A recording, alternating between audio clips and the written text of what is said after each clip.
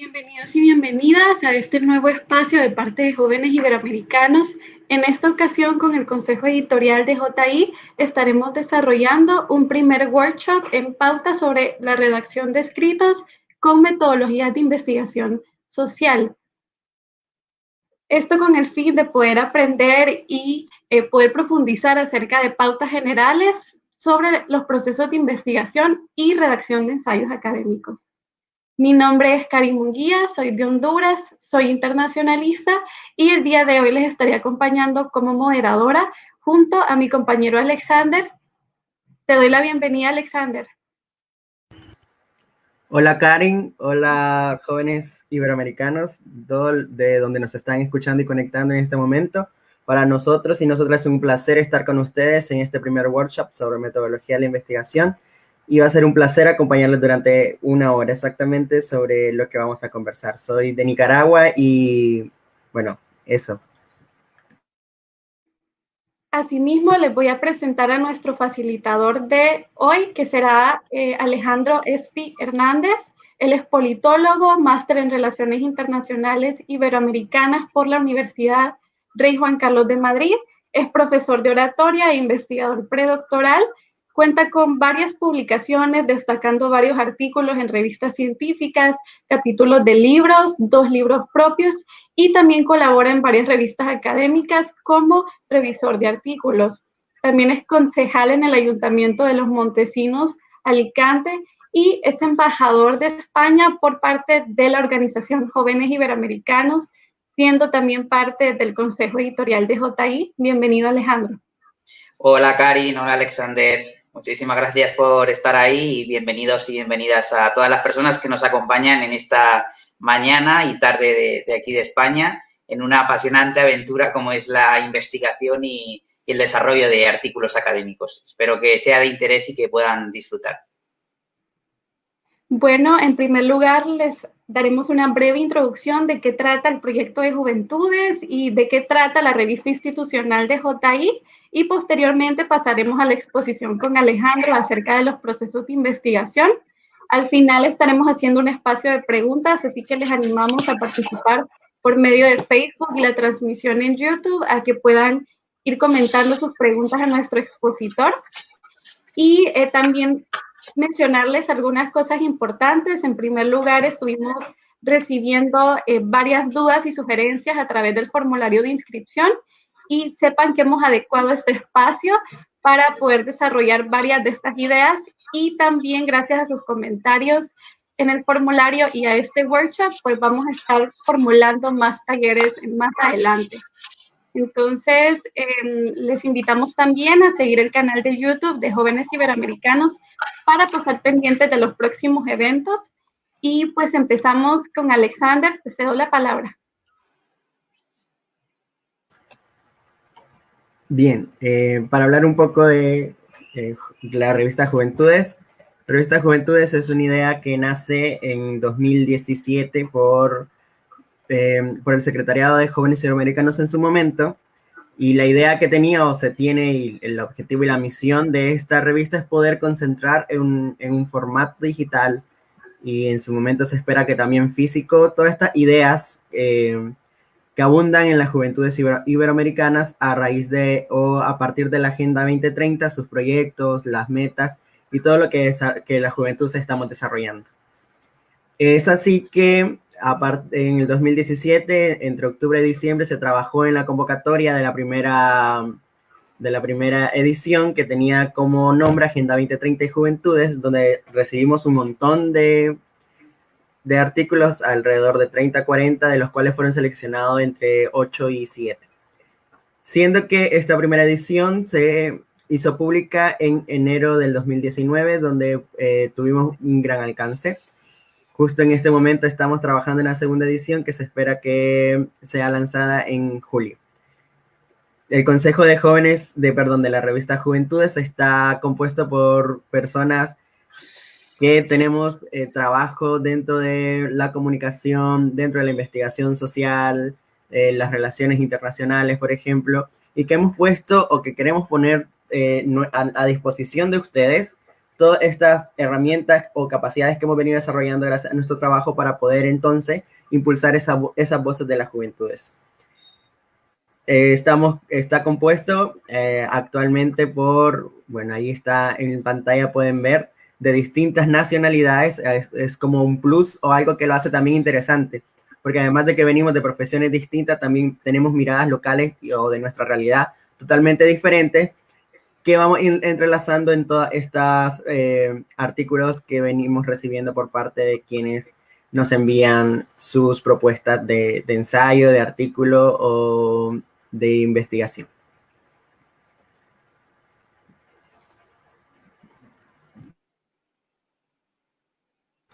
Paso con vos, Karin.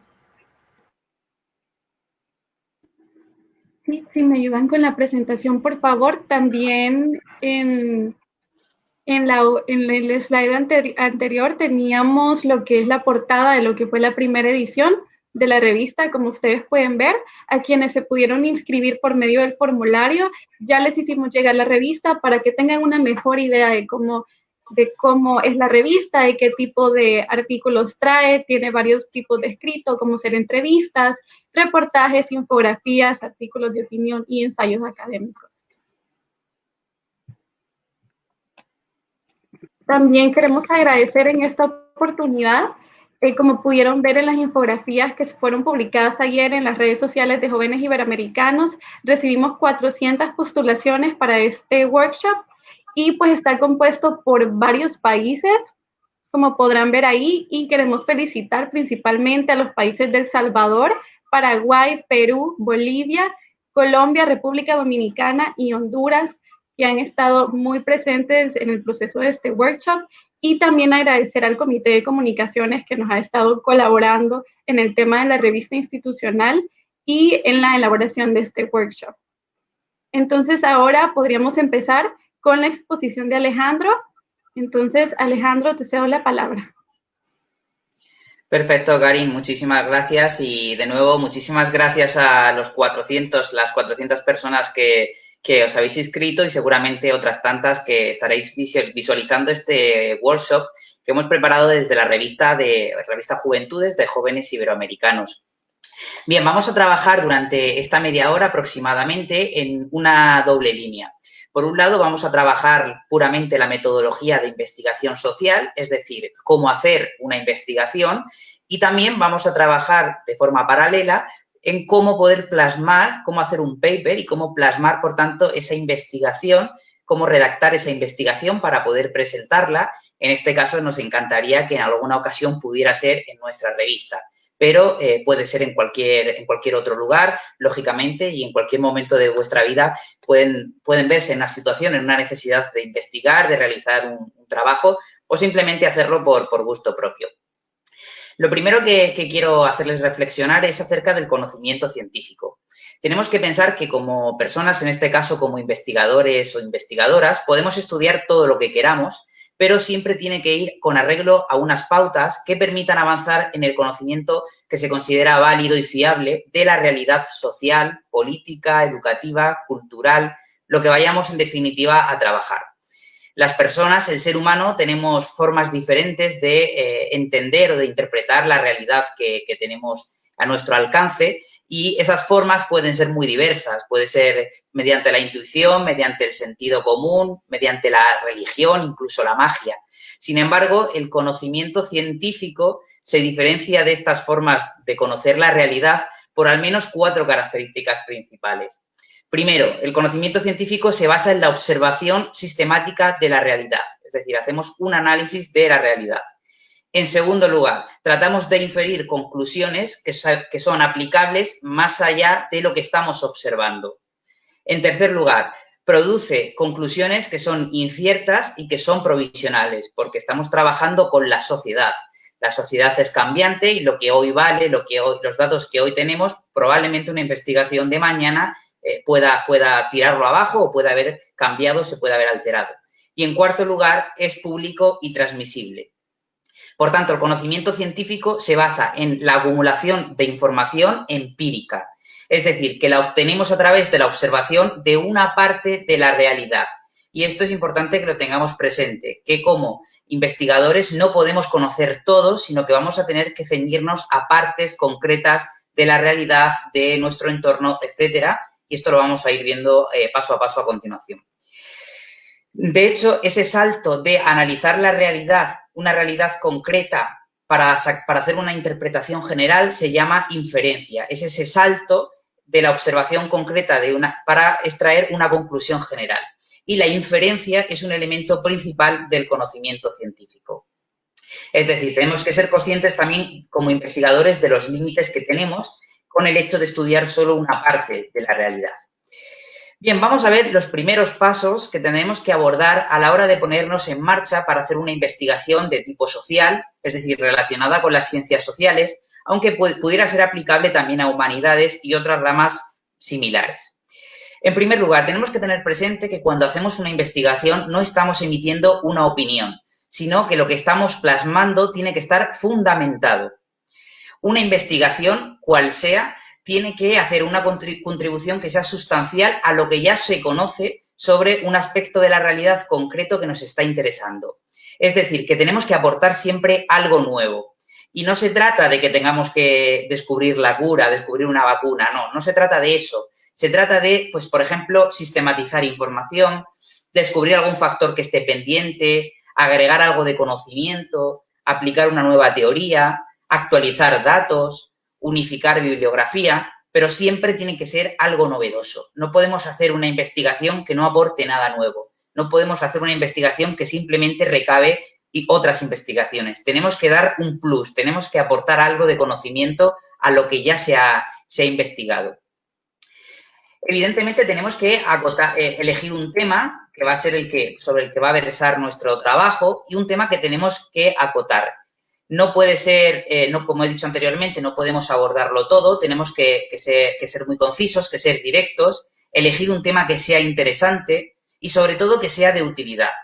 Tenemos que buscar quién ha escrito en relación al tema que nos interesa abordar, cuál es el vacío que queda en relación a todo lo que se ha trabajado sobre un aspecto concreto, dónde puedo agregar algo yo de conocimiento, qué puedo añadir a lo que ya se ha investigado, qué hay en la literatura al respecto del tema. Ese tema que vayamos a elegir, tenemos que justificarlo siempre. Y no solo hay que justificar este tema, sino que, como vamos a ir viendo, todos los pasos que demos en una investigación tienen que estar suficientemente justificados. Es decir, no vale decir yo elijo este tema porque me encanta el tema. Eso no es ningún argumento de peso, eso es una opinión. Tenemos que justificar y motivar siempre la relevancia que tiene cada decisión y cada paso que en una investigación plasmemos. Una vez que sepamos el tema que vamos a hablar, vamos a dar ese primer paso que se llama la definición del problema de investigación. El problema de investigación suele ser un planteamiento en forma de pregunta sobre el que va a versar todo nuestro trabajo. Un planteamiento que debe de ser claro y debe estar acotado, debe ser importante para comprender un contexto, una situación política y social.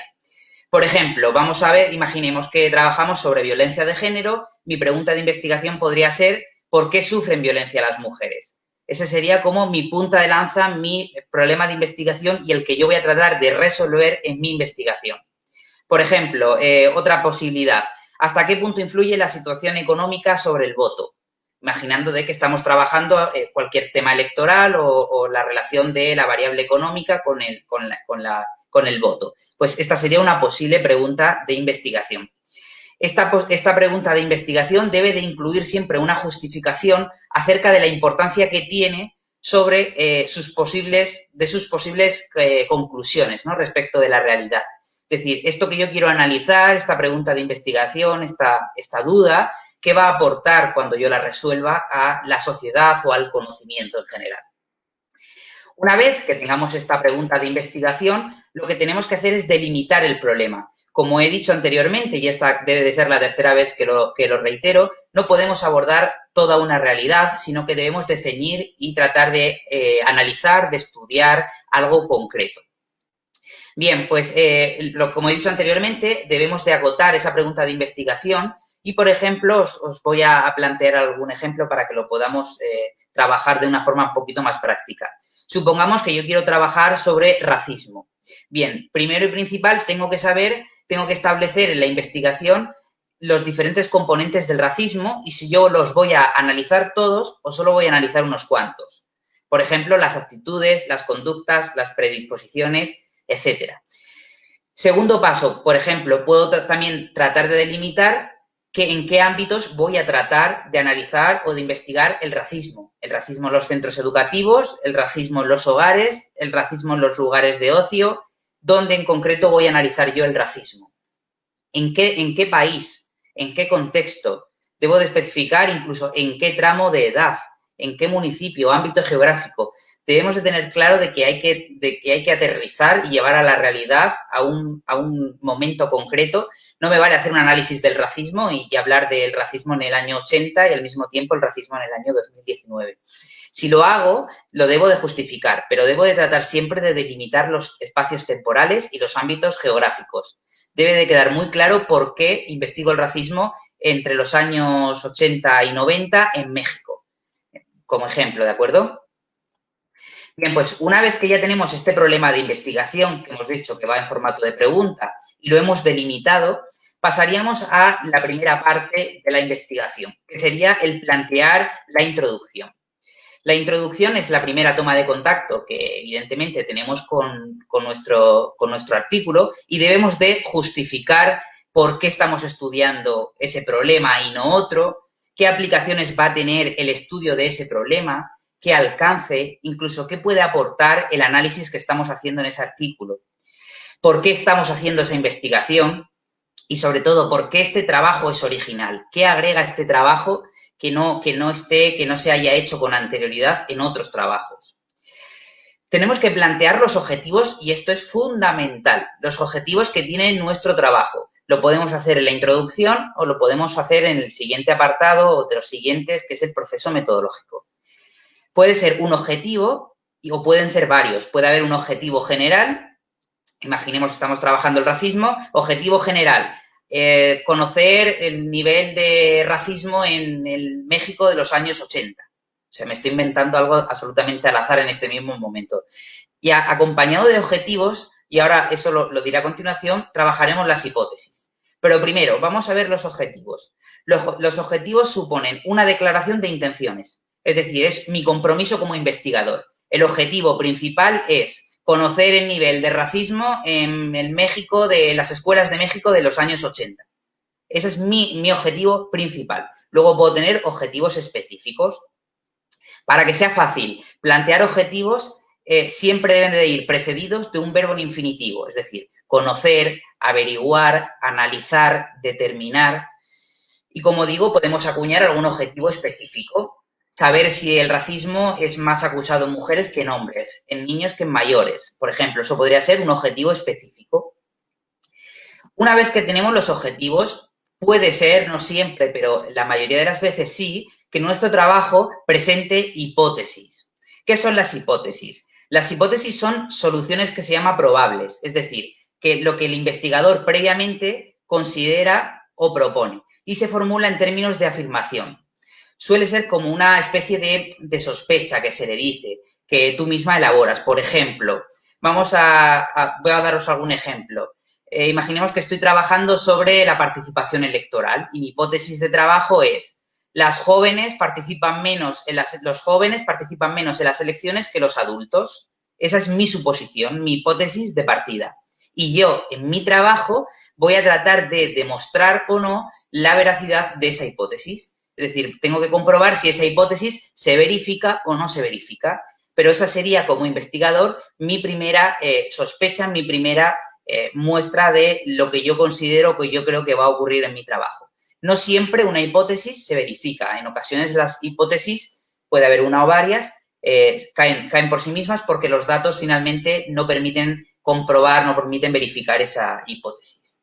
Bien, pues esto, unos objetivos y unas hipótesis bien planteadas es lo que nos va a permitir saber bien cómo abordar un problema. si no definimos bien los objetivos, si no definimos bien las hipótesis, muy probablemente vamos a ir perdidos porque nos estamos perdiendo el horizonte al que queremos llegar. Y esto es clave. Si no tenemos bien delimitados los objetivos y las hipótesis, muy probablemente no sepamos enfocar y no sepamos hacer llegar a final nuestra investigación. Bien, vamos a pasar al marco teórico. El marco teórico es el abordaje de la literatura al respecto del tema que yo estoy tratando de abordar en mi investigación. Debemos de formular un apartado donde se reflexione sobre, se recoja, se plasme toda la teoría al respecto del tema que yo he abordado. Pero esa teoría, que es la que se ha abordado previamente a nosotros, no significa que la tenga que recopilar toda, sino aquello que realmente sea importante. Es decir, me tengo que preguntar a mí mismo, ¿qué se sabe sobre el problema? ¿Cómo lo han explicado otros autores o otras autoras? ¿Cómo explican y además cómo argumentan las posibles respuestas al problema que yo mismo me he planteado? Y un consejo, tratar de no ir en la bibliografía, es decir, los debates que ya están superados en la literatura o bibliografía que queda muy anticuada, es preferible dejarla y centrarse en lo más inmediato. Tratemos de citar pues a partir del año 2000 o incluso más reciente a poder ser, y agreguemos siempre algo nuevo a toda la discusión que históricamente se ha venido trabajando, porque prácticamente todos los temas están abordados en las ciencias sociales, aunque siempre hay pues huecos. Bien, tenemos también en esta parte del marco teórico, que bueno, pues se puede llamar teoría, marco teórico, cada cual lo denomina de una manera. Tenemos que definir términos. Tenemos que buscar aquellos términos o tratar de usar los mismos términos que se han usado en trabajos anteriores para facilitar un hilo en la bibliografía, en el conocimiento científico que sea similar. Por ejemplo, si yo estoy trabajando la violencia de género, pues es importante que explique que yo voy a trabajar la violencia de género atendiendo a la definición realizada por la Organización de Naciones Unidas, que considera a las mujeres la violencia de género como tal. O siguiendo la investigación de esta autora que en el año no sé cuánto la contextualizó así. En fin, tenemos que marcar muy bien en base a qué o con base a qué vamos a hilar nuestra investigación. Evitemos los términos ambiguos, vagos, aquellos que son difíciles de observar, y busquemos siempre claridad, que los conceptos que definamos sean válidos y sobre todo que sean precisos, que sean fácilmente observables. Tenemos que analizar cómo otros autores, esto se puede hacer previamente en el trabajo de lectura, cómo otros autores han definido los conceptos, han trabajado líneas similares, y siempre con ese propósito de que se facilite la comunicación entre la propia comunidad científica. Así como esto es importante en la comparabilidad de resultados. Si yo agrego algo nuevo que viene con base a otros trabajos, pues eso me va a permitir hacer una comparación de resultados teniendo sobre la mano dos investigaciones diferentes. Bien, pues leer es para mí una de las primeras actividades que debemos de desarrollar en una investigación, recabar información sobre el tema que queremos abordar, y os recomiendo algunas webs, algunas páginas que son cruciales para buscar papers, para buscar información, que son, pues mirar, por ejemplo, Scielo, la POP, Dialnet, Latindex, el Google Scholar. Luego hay otras como ResearchGate, ese tipo de páginas que no os preocupéis, os las podemos pasar por email para que las podáis revisar una por una. Ahí podéis encontrar, son bases de datos amplias de revistas y de artículos en abierto para poder llegar a numeroso conocimiento científico. Bien, pues vamos a avanzar al siguiente paso, que sería el proceso metodológico. Hemos hablado del marco teórico y ahora pasaríamos a la propia metodología. La metodología es cómo yo voy a lograr conseguir esos objetivos que me he planteado en el trabajo y a tratar de comprobar o no esas hipótesis que me he marcado como punto de inicio de mi investigación. La parte de la metodología o proceso metodológico, cada cual lo denomina de una manera, tenemos que demostrar y explicar también los pasos que vamos a seguir. Tengamos presente una cuestión, y es que en ciencias sociales la mayoría de los fenómenos que estudiamos, dado que son unas ciencias inexactas, están lejos de tener una sola causa. y es importante que tengamos en cuenta siempre que pueden influir varios factores. La diferencia en ciencias sociales es que no se trabaja sobre diseños metodológicos experimentales, sino que trabajamos sobre diseños no experimentales. ¿Esto qué quiere decir? Pues que no podemos meter a la sociedad en un laboratorio, ¿no? Es complejo, son numerosos los factores que influyen y que tenemos que tratar de controlar o de analizar, variables externas. Dicho de otra manera, pues que en ciencias sociales 1 más 1 no son 2. Es así, ¿no? Son unas ciencias inexactas, porque la sociedad no es homogénea, la sociedad es muy heterogénea, es cambiante y, por tanto, lo que hoy estudiamos mañana no vale o lo que estudiamos para una zona concreta, para la otra no aplica, etcétera, etcétera. Entonces, y bueno, también es cierto que no vamos buscando ese 1 más 1, 2, sino que tratamos como investigadores de las ciencias sociales en entender por qué da ese resultado, ¿no? Bien, pues vamos a profundizar un poquito, tampoco mucho, porque como ven, dado el tiempo que tenemos debe de ser está siendo algo bastante pasajero, pero os vamos a facilitar material para que podáis profundizar en todo esto. Vamos a abordar rápidamente los diferentes paradigmas para investigar en las ciencias sociales. Fundamentalmente dos, el paradigma cualitativo y el paradigma cuantitativo y sus técnicas. Las técnicas cualitativas son aquellas que toman en cuenta las actitudes, los aspectos culturales, las percepciones, las relaciones y suelen hacer trabajos con base en entrevistas, en revisiones bibliográficas, todo más en un formato escrito, narrado. Sin embargo, las técnicas cuantitativas, se enfocan más en lo que es la recolección de los datos, de números, porcentajes, etcétera, y suelen recabar datos pues, de encuestas, de cuestionarios, de otras fuentes de datos, de tablas, etcétera. Bien, pues podemos hacer trabajos de investigación siguiendo un paradigma o siguiendo otro. Podemos hacer un trabajo cuantitativo o un trabajo cualitativo. También hay que diferenciar los métodos. El método dentro del propio trabajo metodológico es el saber si yo estoy haciendo un estudio de caso, que sería analizar algo concreto de un momento temporal concreto, de un ámbito geográfico concreto. Por ejemplo, los ejemplos que hemos puesto antes, en este caso vamos a poner otro, el estudio del racismo en las escuelas de El Salvador, por ejemplo. Eso sería un estudio de caso. Estamos aterrizando en algo concreto. Mientras que, por otro lado, tenemos los estudios comparados. Los estudios comparados tratan de comparar, como el propio nombre indica, varios casos. Por ejemplo, podría ser un estudio de caso el racismo en los jóvenes en las escuelas de El Salvador y en las escuelas de Nicaragua. Ese podría ser un estudio comparado. Bien, pues esto, digamos, viene a ser, a grosso modo, muy a grosso modo, las diferentes herramientas que tenemos en las ciencias sociales para plantear una investigación. Sea cual sea el método y la opción que escojamos, tenemos el deber de justificarlo. No podemos dar nunca por hecho lo que estemos haciendo. Siempre tenemos que explicar muy bien por qué estamos siguiendo un mecanismo o estamos siguiendo otro mecanismo. También tenemos que explicar la relevancia y, sobre todo, la validez que tiene el material que estemos usando. Es decir, todo lo que es relativo a fuentes, a datos, archivos, encuestas, etcétera. Y también explicar cómo hemos accedido y cuándo a determinada información. Aunque se ve algo muy complejo, es importante para que seamos lo más precisos posible. Como se ha comentado anteriormente, estamos trabajando conocimiento científico, no estamos dando opiniones y debemos siempre de justificar y de enmascarar y de tratar de anclar bien todos los pasos que vayamos dando para lograr desarrollar esos objetivos y esas hipótesis de partida. Bien, bueno, ¿qué tipo de datos puedo manejar en las ciencias sociales? Pues en ciencias sociales podemos manejar datos que provengan de registros, de censos, estadísticas de organizaciones, aparte, pues, lógicamente, de papers, de otras investigaciones, de entrevistas, grupos de discusión. Tenemos por suerte, ¿no?, el acceso a numerosas fuentes y, como se ha dicho anteriormente, las ciencias sociales no son experimentales, por lo tanto, nuestro trabajo se centra o se focaliza en estas otras cuestiones. Bien, vamos a hablar ahora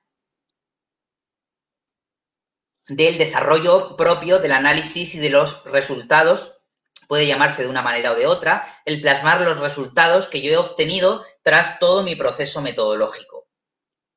Bien, vamos a, primero y principal, hay que tener claro que tenemos que desarrollar todo nuestro trabajo respondiendo a esa pregunta original y basándonos en la metodología que hemos planteado.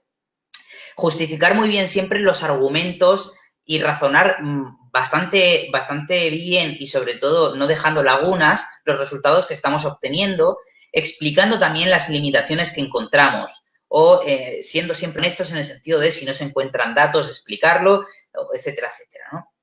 Luego, otras cuestiones que yo he detectado mucho en esta parte y es que opiniones o comentarios del tipo me parece interesante o bajo a mi juicio nunca, no.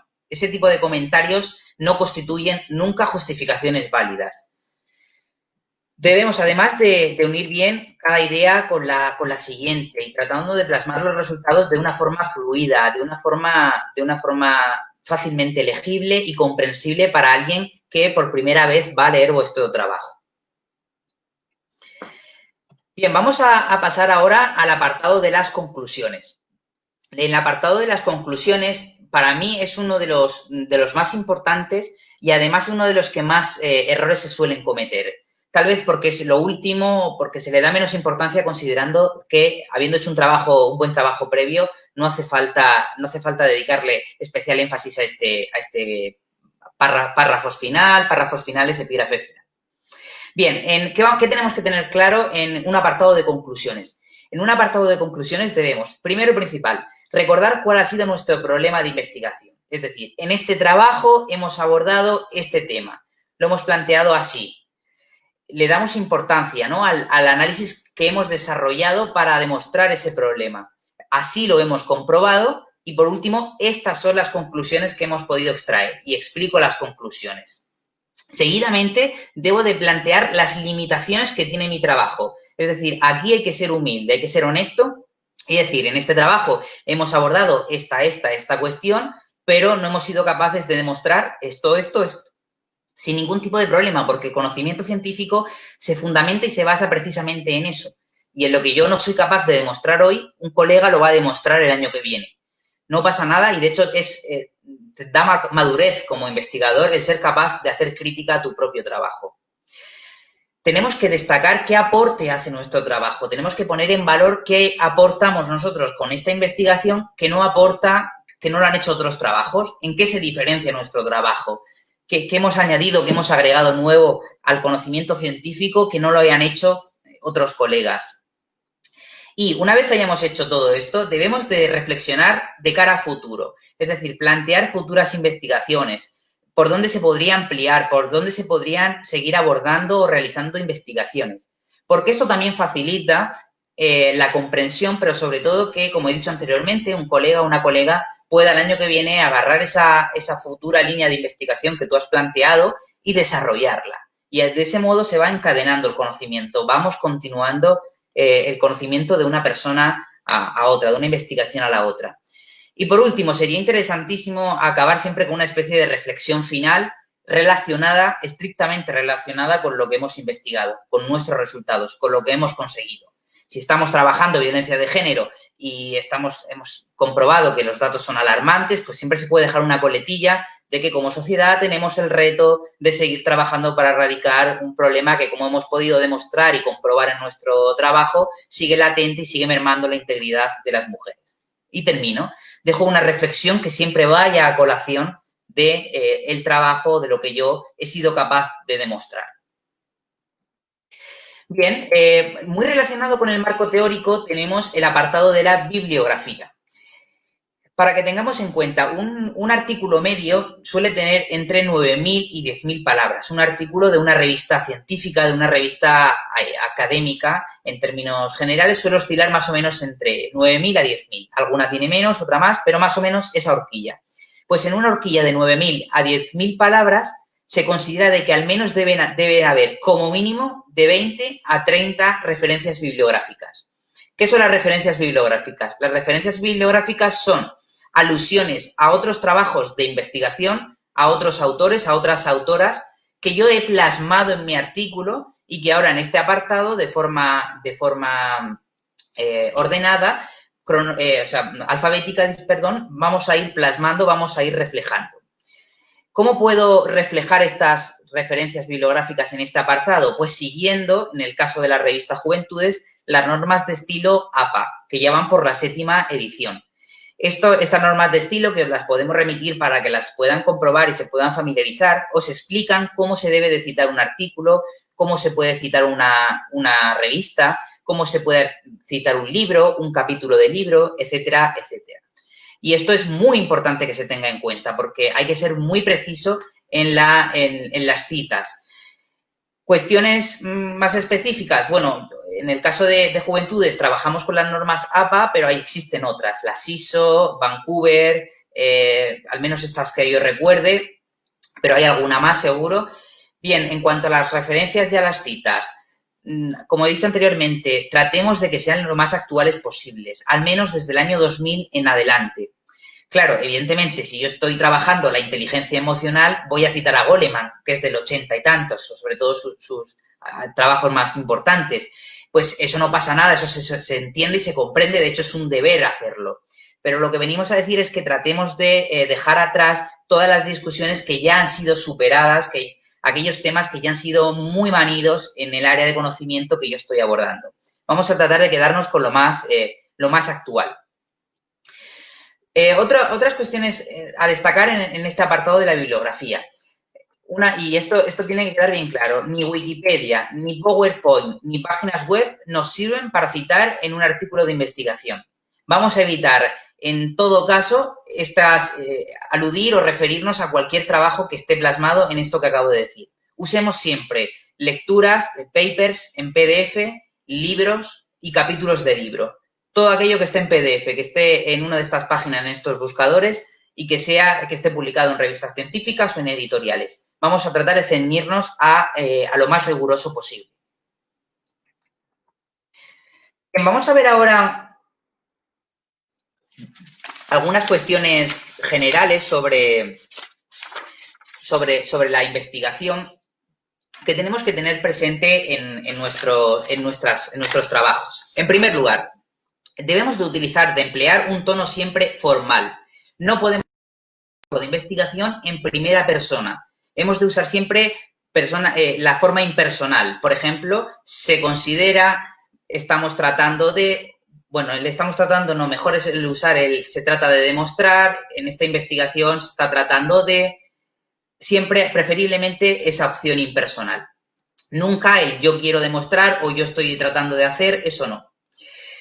Otra cuestión, vamos a tratar de mostrar dominio y conocimiento del tema. Y hay que ser muy rigurosos siempre. Si no sabemos algo, busquemos, informémonos, no hagamos nunca comentarios vacíos, argumentos que no se sustentan, que van a ser fácilmente desmontables o que van a restar credibilidad a nuestro trabajo. Además, debe de ser comprensible, debe de haber una buena fluidez. Tenemos que hacer un uso adecuado, esto no cabe ni decirlo, pero de la gramática, de la ortografía, y siempre que haya un hilo conductor en todo el paper que facilite la comprensión, que facilite la lectura de mi trabajo. Vamos a tratar siempre de evitar las generalizaciones, de hacer comentarios sin fundamento y, como digo, tenemos que justificar cada paso que vayamos dando, cada dato que recabemos, justifiquemos siempre y expliquemos bien lo que hemos hecho y cómo lo hemos trabajado. Tratar de evitar pues aquellos saltos de lógica, ¿no? Que es información que no tiene relevancia en relación o no tiene conexión con todo lo que venimos abordando, con mi problema de investigación. Aquello que no aporte es mejor apartarlo, eso siempre, pero en la vida también, no solo en esta cuestión.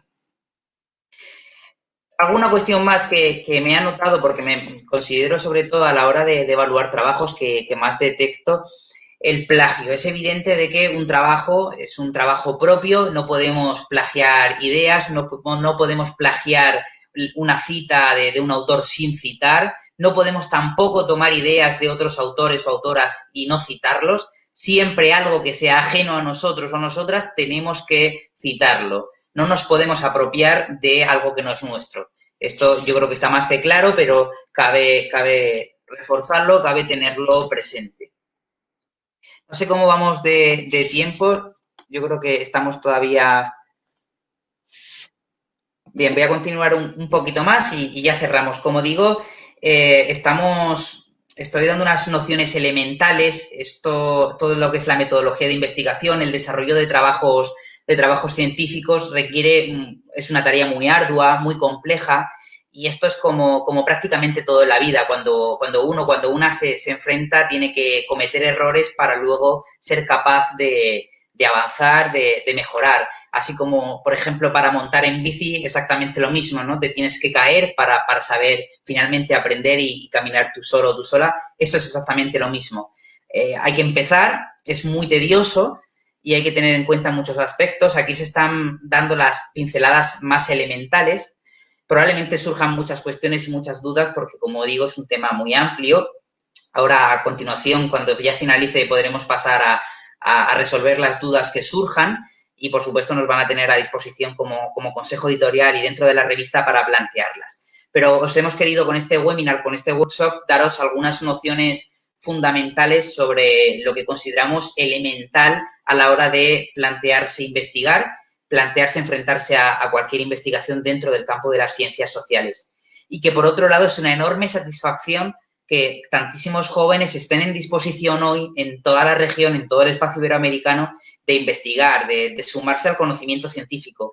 Porque el conocimiento científico, en definitiva, es pensamiento crítico, es el tratar, el ser curiosos, curiosas, el no conformarnos con la realidad que tenemos, sino ser capaces de ir más allá, de conocer el detalle de todo lo que sucede a nuestro alrededor. Y eso, como jóvenes, creo que es una condición sine qua non, pero es de agradecer y es una enorme satisfacción que estén en disposición. Y, de hecho, pues desde la revista Juventudes, desde el Consejo Editorial, estamos planteando en poder ampliar esta formación en metodología de la investigación para poder daros en profundidad todo este conocimiento de una forma más minuciosa, más detallada, para que puedan realizar trabajos de investigación y puedan tener futuro como investigadoras y como investigadores. Y, bueno, alguna cuestión más que me han notado como errores que hemos encontrado, más o menos algunos los he ido comentando, pero errores fundamentales. Cuando se os haga una crítica en un trabajo de investigación, debéis de ser capaz de aceptarla. Cuando se os hace una crítica como investigadores o como investigadoras, no se os está haciendo una crítica personal, es una crítica a vuestra labor como personas que están agregando conocimiento. Entonces, cuando alguien que es experto en la materia te está haciendo una crítica, te está devolviendo una evaluación, ténganla presente, apliquen lo que se les está diciendo, reflexionen lo que les están añadiendo a su trabajo. Eso es importantísimo. Porque errores cometemos todas las personas y, evidentemente, ¿no? Nunca vamos a ser capaces de desarrollar un perfecto trabajo. Ojalá, eso sería una grandísima noticia, pero hay que, por encima de todo, somos humanos con ciertas limitaciones. Así que no nos preocupemos por eso, sino tomémoslo como una mejora, como una oportunidad para seguir creciendo. Muchos trabajos vienen sin ningún tipo de teoría. Si no incluimos teoría, si no incluimos referencias bibliográficas, citas, toda la literatura que hay en relación al mismo tema que yo estoy trabajando, denota primero y principal que no hemos sido capaces de leer lo que otros autores u otras autoras han escrito en relación al tema que yo voy a abordar. Y esto es un paso clave. Si yo no sé lo que otros autores han escrito sobre el tema, no sé qué nuevo voy a poder añadir. O tal vez lo que yo esté reflexionando, analizando, tratando de demostrar, ya esté demostrado. Por tanto, fundamental leer, fundamental contextualizar teóricamente y elaborar un buen marco teórico con el estado del arte, que es como se le denomina a toda la última investigación que se ha hecho al respecto del tema que yo voy a abordar.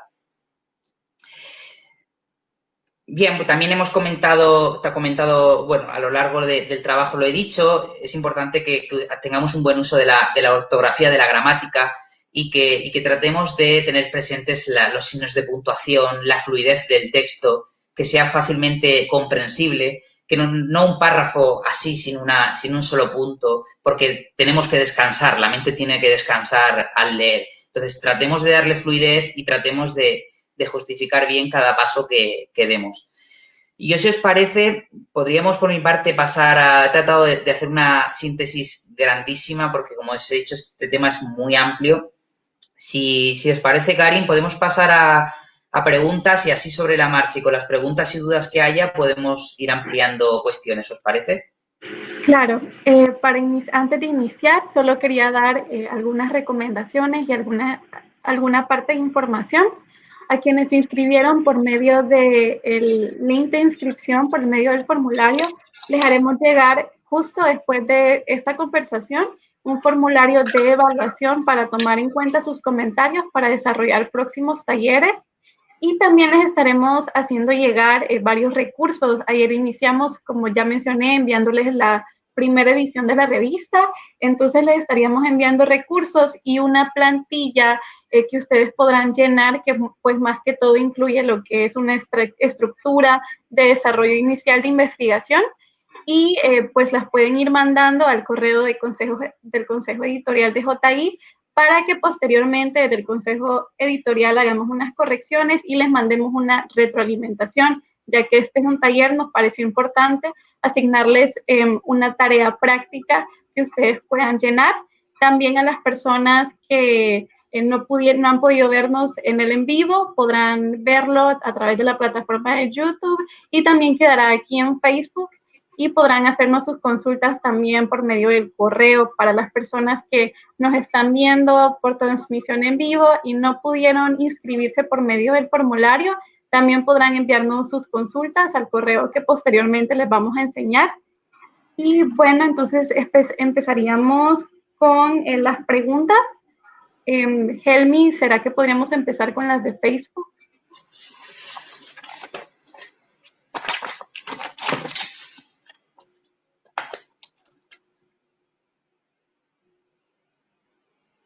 Ok, nos pregunta César Poblano que, por ejemplo, en el uso de infografías y subirlo junto a un artículo de donde se sacó la información está bien. Creo que se refiere más a los derechos de autor también. En un panorama general lo explicaste, Alejandro. Entonces, ¿cuál sería tu respuesta? A ver, dice, las infografías sacadas de un artículo de ensayo. Vamos a ver, generalmente los trabajos de investigación no suelen estar acompañados de infografías. En todo caso, siempre que se use una fuente ajena a nuestro trabajo, se debe de citar. Cualquier tabla, cualquier dato, cualquier información que no sea mía, debo de especificar la fuente de donde procede. Esto es fundamental. Así como que querríamos que trabajos posteriores, cuando os citen o cuando tengan algún dato, alguna referencia a nuestro trabajo, nos citen. Así que esto es exactamente lo mismo. Todo el material que empleemos, que no sea nuestro, lo citamos. Si, por ejemplo, deseamos hacer una infografía en base a otra o con base a otra foto, a otra infografía, pero la hemos hecho nuestra, podemos poner en la fuente que es elaboración propia, pero que los datos provienen de determinado autor, lugar, página, artículo, etcétera. Pero seamos siempre honestos, no se puede plagiar, no se puede copiar y no podemos apropiarnos de ningún material. Ok, perfecto. Tenemos otra pregunta también de Andrea Andrés. Dice, tengo una consulta en relación al desarrollo de los paradigmas. Hace poco realicé una investigación para mi maestría en la cual hacía el doble enfoque tanto cualitativo como cuantitativo. Quisiera saber si fue correcto su uso o sería demasiado extenso y muchas gracias. Hola Andrea, sí, no hay ningún problema en hacer un trabajo que tenga ambas técnicas, ambos paradigmas, no habría problema, pero como he dicho anteriormente, tenemos que justificar muy bien siempre la idoneidad de uso de un mecanismo u otro, de un sistema u otro. Todo debe de estar justificado.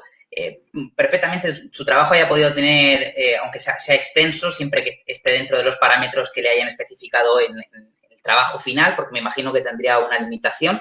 Si ha cumplido esa limitación, no habría ningún problema, pero trate de justificar por qué ha decidido hacer uso de dos técnicas de recolección de datos. Tal vez porque el problema de investigación que abordaba así lo requería y, por tanto, ha convenido necesario hacer el uso de dos técnicas, de las quanti y de las quali.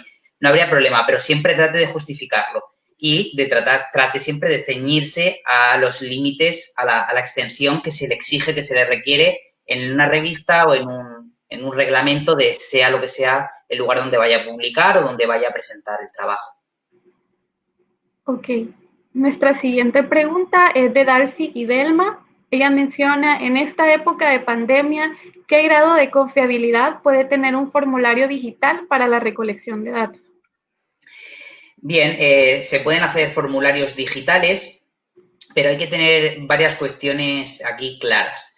Y es que en el momento en que tú haces un cuestionario abierto, estás permitiendo que cualquier persona participe del mismo. Entonces, ya no sería significativo porque no estás escogiendo una muestra concreta, sino que es un formulario abierto al que cualquier persona ha podido tener acceso. Eso también induce a que personas de mayor edad, que generalmente son las que menos frecuentan Internet, redes sociales, no participen. Por lo tanto, en ese sentido, se te vicia la extracción de resultados. Puedes extraer resultados, pueden ser resultados interesantes, pero muy poco probables vayan a ser resultados significativos por esto mismo, porque no estás eligiendo una muestra previa. No es lo mismo levantar el teléfono, hacer un cuestionario a un sector poblacional, etario, etcétera, previamente seleccionado, que a lanzar un formulario abierto para que lo responda cualquiera. En todo caso, cuando se hace un formulario online, formulario digital, se deben de incorporar variables sociodemográficas, edad, sexo, género, eso es importante, tenemos que tenerlo muy claro, incluso lugar de procedencia, ciudad, profesión, porque eso nos va a permitir luego justificar los datos que hemos obtenido y extraer conclusiones generales a partir de los resultados concretos que hemos obtenido. Ok. La siguiente pregunta es de Sergio Claros. Él dice, siempre he tenido una duda sobre cómo y qué pretenden los anexos. ¿Podría solo extender un poco más esta información? Sí, claro, el anexo es esa información adicional que no procede a acompañarla a lo largo del texto, pero sí que es imprescindible. Pues, por ejemplo, un cronograma, por ejemplo, si he hecho un cuestionario y yo en los resultados he puesto simplemente los resultados concretos, pero después quiero meter como anexo el completo de resultados, es una manera también de facilitar que si a mí me queda alguna duda, yo pueda recurrir a los anexos como investigador, como lector o como persona interesada y consultar datos específicos que no me has podido explicar en tu trabajo. O una lectura o algo anexo viene a ser algo que acompaña, pero que evidentemente está justificado y que tú en el texto has hecho la referencia de que se acompaña como anexo, porque es algo extenso y que no procede acuñarlo en ese momento del texto. Es algo muy excepcional. En los anexos es algo, pues generalmente tablas muy extensas, datos, como digo, de ese tipo, cronogramas, que lo agregas como algo final para dar ese plus de información y que se pueda complementar a algo concreto de tu texto, de tu trabajo. Ok, la siguiente pregunta es de Susana Ferreira. Ella pregunta cuál es la diferencia entre los marcos teórico, referencial y conceptual. Ok. Bien, pues el marco teórico, como he dicho anteriormente, es ese apartado que vamos a dedicar a reflexionar sobre la teoría que se ha escrito en relación a nuestro trabajo. Es decir, si yo estoy abordando la violencia de género en el mundo o en mi país, o por poner un ejemplo, ¿ok? Tengo que tratar de ver qué trabajos previos al mío han abordado esa misma cuestión, qué variables han tenido en cuenta y contextualizar, enmarcar de forma teórica mi trabajo. Por otro lado, los conceptos, eso también lo he explicado anteriormente, vienen a ser un poco alinear la definición de mis conceptos de mi trabajo con los conceptos que han usado otros colegas en sus trabajos previos, de tal modo que se facilite la fluidez y el conocimiento científico. Es decir, si yo abordo la violencia de género, trato de abordar la violencia de género como lo han abordado la ONU, como lo ha abordado X autor o X autora. Listo. La siguiente pregunta es de Diego Andrés. Bueno, de Keiner Sánchez. Ahora saltó. A ver, esta es, ¿no? Bueno, la de Keiner, ¿no? Sánchez pregunta, quisiera saber cuál es la relación y diferencia entre un ensayo y un informe y cuáles son las bases específicas para la redacción de estos. De hecho, también tenemos una consulta de parte del formulario que menciona, que preguntan cuál es la diferencia entre un ensayo académico y un artículo de opinión. Entonces, podríamos ampliarlo ahí también. Bien, supongo que cuando Keiner dice aquí ensayo se está refiriendo a ensayo académico un ensayo académico está siendo lo que estamos explicando hoy aquí. Algo fundamentado, que tiene un proceso metodológico detrás, que tiene una formalidad. Un informe es un trabajo concreto que analiza un aspecto determinado. Lo primero tiene validez científica, el informe no necesariamente. Cada cual se construye en base a unas reglas. El ensayo académico, los artículos de investigación, los papers en función de todo lo que hemos estado viendo hoy, y un informe no. Un informe es algo que no exige tanta disciplina, tanto rigor científico, porque adolece de ese carácter de investigación. No agrega, digamos, conocimiento científico. Puedo hacer un informe sobre cómo ha estado el clima hoy en mi ciudad. Es algo más simple, es algo menos complejo. Ok, y por cuestiones de tiempo tenemos una pregunta de John. Él pregunta qué programas recomienda para análisis de datos en estudios sociales. Bien, pues para el caso de técnicas Quanti está claro que el SPSS es uno de los fundamentales para poder hacer regresiones, para poder hacer determinados análisis cuantitativos de datos, sobre todo pues en los campos de las ciencias políticas, generalmente. Es en cuanto a las técnicas Quanti, viene a ser como el padre de los programas. Ok, y la última pregunta de Facebook. Por cuestiones de tiempo también estaremos respondiendo las preguntas que nos hicieron por medio del formulario, que están relacionadas con varias preguntas que siguen haciendo aquí. Pero la última pregunta de Facebook es de Diego Andrés, y él nos dice: buenos días, para un enfoque o método de tipo hermenéutico, ¿qué técnicas de recolección de datos existen? Bien, Diego, a ver, se me fue aquí la conexión. Bien, pues esto es más complejo, ¿no? Porque cuando se trabajan textos antiguos o otras disciplinas más complejas ya requieren otras técnicas. Y, por ejemplo, soy más del campo de las ciencias políticas, de las relaciones internacionales, y es complejo cuando uno trabaja con investigaciones antiguas o con otro tipo de textos. Estamos pensando, ya se ha comentado con anterioridad, hacer alguna especie de trabajo, de ampliar esta formación, de hacer un diplomado, de poder ofrecerles como algo más detallado para trabajar más en profundidad cada una de estas ramas, porque se están dando pinceladas muy amplias, pero evidentemente cada rama del conocimiento dentro de las ciencias sociales tiene sus formas de trabajar. Algunas difieren mucho unas de otras. Esto suele ser como lo general para todas, pero en función de cuál de ellas se hace más uso de unas herramientas de otras, se tienen más en cuenta unas cuestiones de otras. Claro, y de hecho, como tú mencionas, con el Consejo Editorial queremos seguir ampliando estos conocimientos, entonces les invitamos también a hacer las consultas por medio del correo que ya les estaremos pasando y del formulario de evaluación para ir tomando en cuenta qué conocimientos ustedes quieren adquirir. Bueno, empezamos con las preguntas del formulario. La primera es: ¿cuáles son y cómo podríamos usar herramientas tecnológicas para optimizar la investigación? Bueno, ahora hay muchísimo avance. Esto es como todo, ¿no? Tenemos cantidad de programas, de opciones en Internet para poder recabar información, recabar datos. Como hemos comentado antes con el programa o con el SPSS, formas sencillísimas de avanzar en el conocimiento y de que nos plasmen los resultados en un momento, ¿no? Entonces, hoy por hoy tenemos muchísimas oportunidades, muchísimas herramientas a nuestra disposición para facilitar la investigación y que todo fluya de una manera, sobre todo lo cuantitativo. Lo cualitativo es más tedioso, lo cualitativo exige más un trabajo tal vez pues, de identificación, de escribir, de las entrevistas, etcétera. Lo cuantitativo, que es numérico, es tal vez algo más complejo y hay herramientas a disposición muy potentes y muy buenas.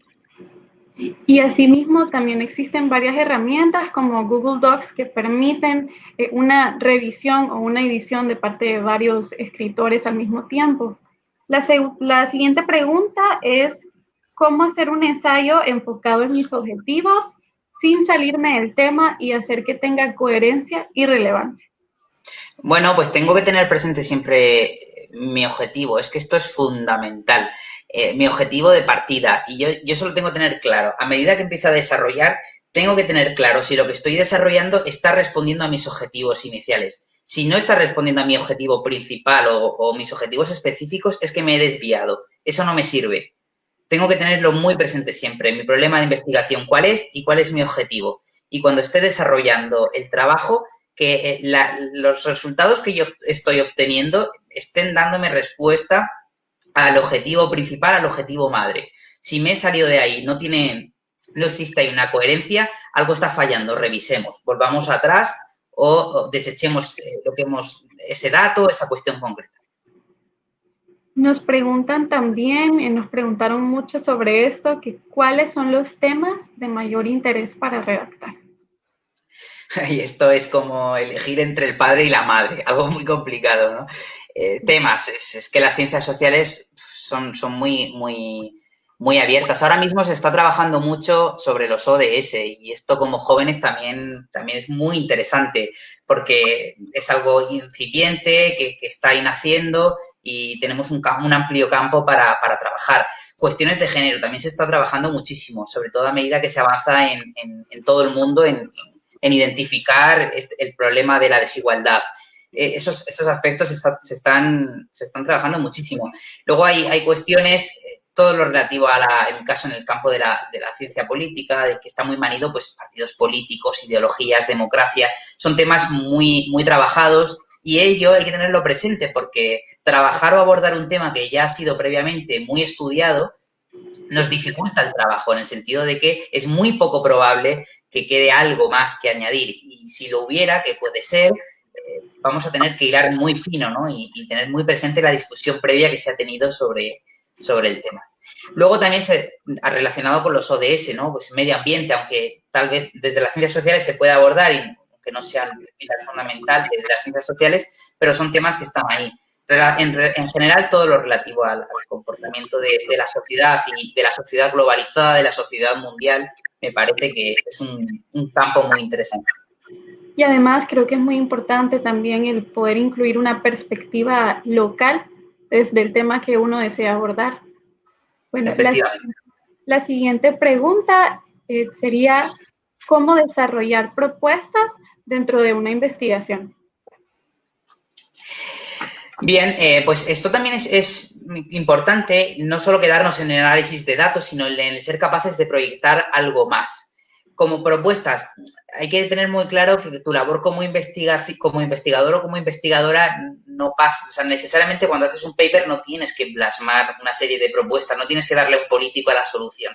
Pero sí que viene bien en ocasiones acuñar determinadas reflexiones que vengan un poco, que se respalden en los datos que tú has obtenido. Por ejemplo, lo he comentado, me parece, a lo largo del webinar. Si estamos abordando la violencia de género en Paraguay y hemos visto datos realmente alarmantes de lo que hemos estudiado en mujeres jóvenes, pongamos, pues podemos después especificar o plasmar de algún modo una reflexión que venga en este sentido. Con base al trabajo, con base a lo que hemos podido demostrar en este trabajo, existe un grave problema con las mujeres jóvenes en Paraguay, que exigen a los poderes públicos tomar las decisiones oportunas para preservar la integridad de las mujeres y que se reduzcan los marcos de discriminación o de desigualdad. Pero más de ahí no me iría. Depende también del tipo de trabajo, del tipo de tema que esté abordando. Algunos dan lugar a algo más, alguna reflexión un poquito más. Pero no se trata de hacer un decálogo de propuestas. Tenemos que situarnos muy bien. Se puede acompañar a algún tipo de reflexión en este sentido que estoy comentando, incluso algo más, pero no es hacer un decálogo de propuestas. Claro. Y un tema que ya mencionaste de aspectos generales, pero también nos preguntan aquí cómo se pueden confirmar las fuentes de investigación.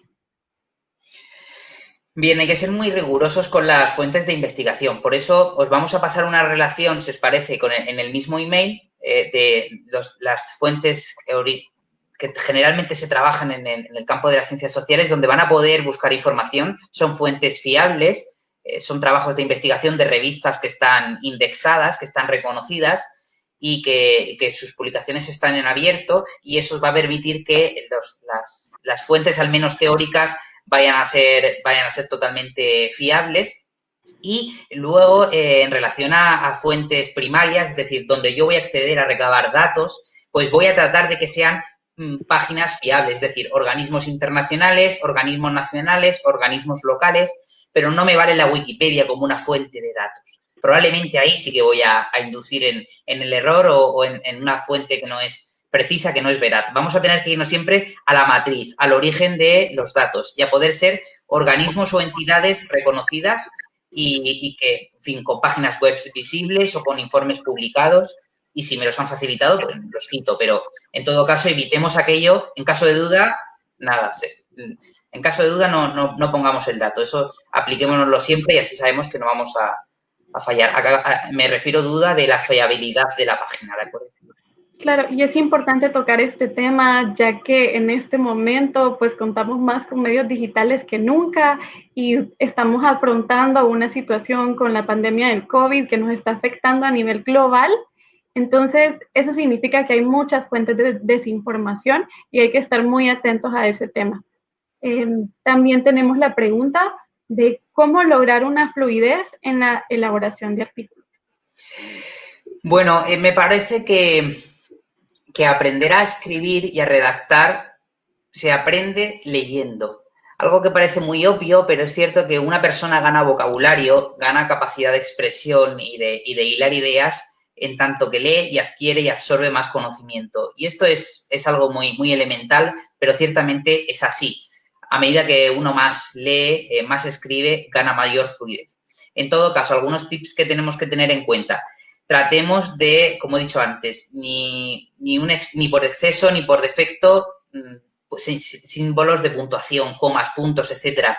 Tratemos siempre de que todo esté en su medida, oraciones simples que se comprendan, que tengan sentido una de otras, cada idea nueva en un párrafo aparte, que queden muy bien delimitadas las partes del artículo en función de las que os he mencionado y que os vamos a remitir para que las puedan tener. Que se quede todo justificado, es decir, que cuando uno lea algo no diga, ¿y esto qué es? ¿Qué me está diciendo aquí? Preguntaros cuando hagáis un trabajo si estáis entendiendo lo que estáis poniendo, incluso que una tercera persona la lea y os diga, yo esto no lo entiendo, os sirve como elemento de reflexión para darle mayor fluidez. Hay que tratar de hilar las ideas lo mejor posible, de usar sinónimos, de tratar de evitar de reiterarse mucho en la misma palabra, que eso nos suele ocurrir de forma inconsciente. Y bueno, busquemos sinónimos y démosle al texto una agilidad.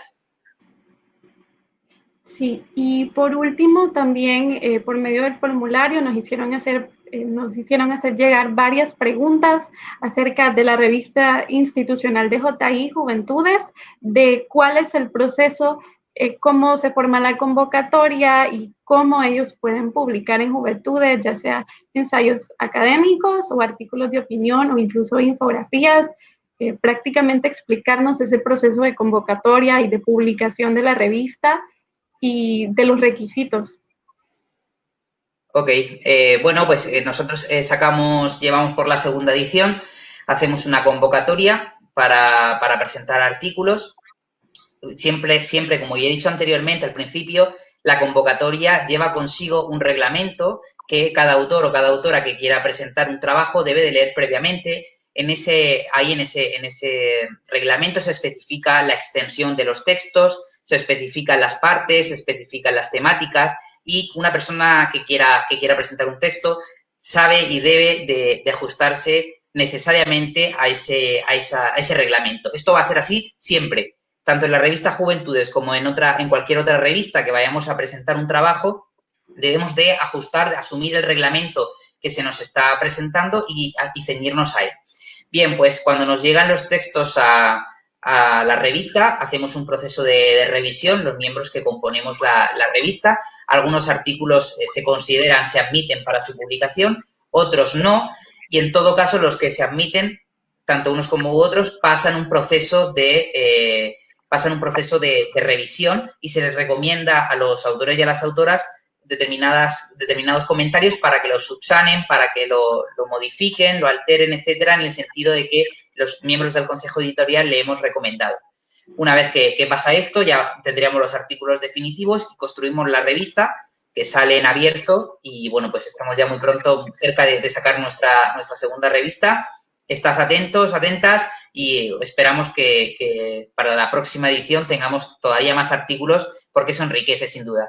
Y, bueno, es una oportunidad también para que tengáis publicaciones reflejadas en vuestros currículums y, sobre todo, pues que el pensamiento crítico de la juventud tenga un espacio donde poder ser unificado y una ventana al mundo donde poder ser plasmado.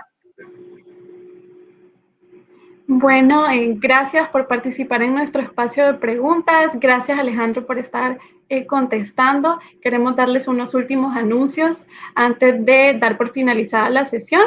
Pues, en primer lugar, como ya les mencioné, a quienes se inscribieron por medio del formulario de inscripción, se les hará llegar un formulario de evaluación en donde ustedes nos pueden dar sus comentarios, ideas y propuestas para próximos talleres o para próximos procesos de capacitación. Como ya mencionaba Alejandro, estamos queriendo desarrollar algunos proyectos futuros, como constituir un blog de jóvenes iberoamericanos. Eso ya sería en la página web de Jóvenes Iberoamericanos. Entonces, ahí se podría ir posteando artículos, ensayos de opinión y otros escritos de forma más constante que la edición de la revista Juventudes.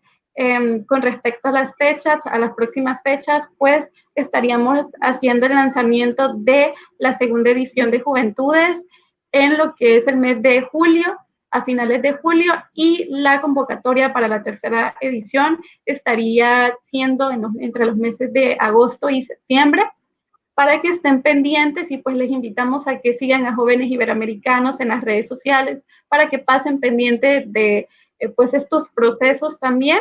Y a quienes no pudieron inscribirse por medio del formulario, también les dejamos aquí el correo del Consejo Editorial de Jóvenes Iberoamericanos. Y pues sí, esperamos que nos puedan seguir acompañando en las próximas actividades. También a quienes llenaron el formulario de inscripción, les recordamos que les vamos a estar mandando algunos recursos y unas plantillas que ustedes pueden llenar.